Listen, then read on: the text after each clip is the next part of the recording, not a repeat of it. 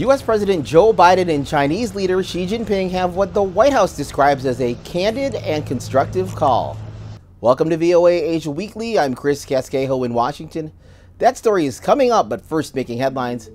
Taiwan's President Tsai Ing-wen said her government is coordinating efforts to respond to Wednesday's deadly earthquake on Taiwan's east coast. The self-governing island that China considers its territory experienced a magnitude 7.4 earthquake on Wednesday, marking the strongest quake in 25 years.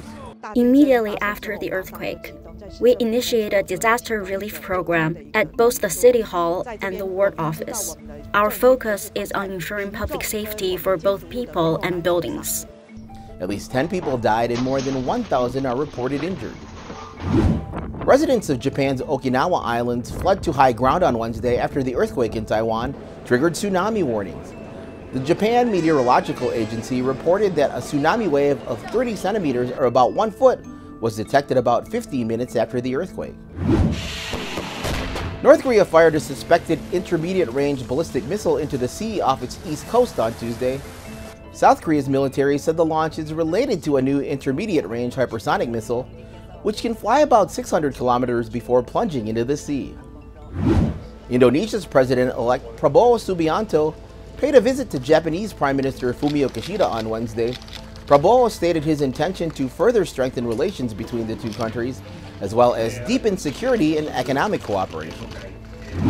You have chosen China as the destination of your first post-election visit and made a special trip to China during the Muslim holy month of Ramadan.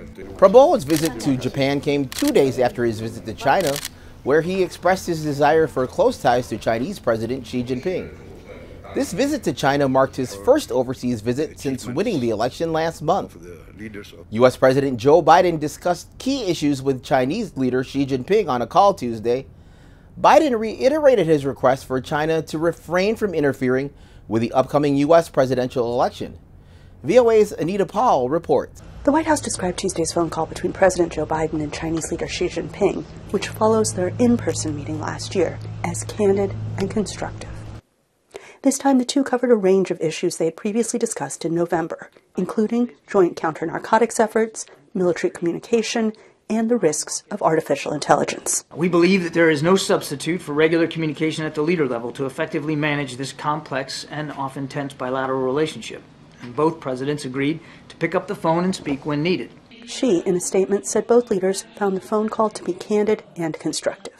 But he stressed that disagreements remain, notably about the status of Taiwan, which China claims. In his statement, Xi said the China-U.S. relationship is beginning to stabilize, and this is welcomed by both societies and the international community.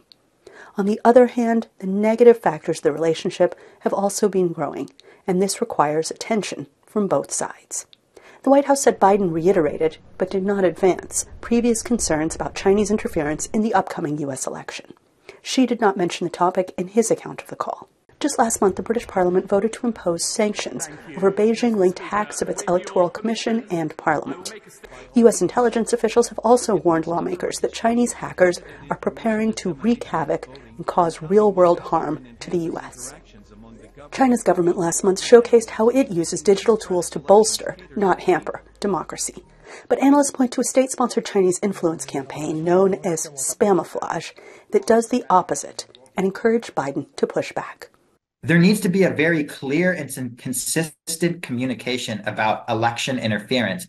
And I don't just mean hacking into voting systems, which in itself is obviously one of the most heavy-handed forms of election interference, but even the ones that involve manipulating public opinion in deceptive ways, or even just trying to discourage people from voting, which we have seen from operations that have been linked to China in the past. The White House did not say when the two leaders would next speak, but Xi, in his statement, said he welcomed this week's visit to China by U.S. Treasury Secretary Janet Yellen. Anita Powell, VOA News, Washington. Visit voanews.com for the most up-to-date stories. I'm Chris Casquejo. Finally, we take you to South Korea, where a large crowd of fans braved steady rain Wednesday morning to bid a final goodbye to Fu Bao, the first giant panda born in South Korea. That was in 2020, and she's now on her way to a new home in China. Thanks for watching VOA Asia Weekly.